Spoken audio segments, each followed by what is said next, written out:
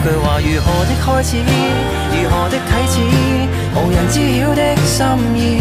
很想繼續去遊這花園，來來回編織成故事。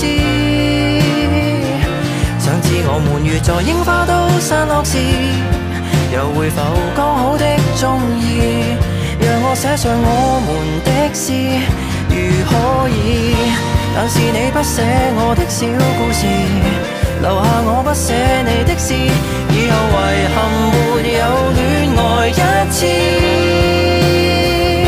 匆匆4月如何的開始，如何的終止，從來無牽手的章節，翻開了無數情節，到最後都沒有那些事。願我記得，而同時淡忘了舊故事，誰曾留伏線？是和地空等一個條件。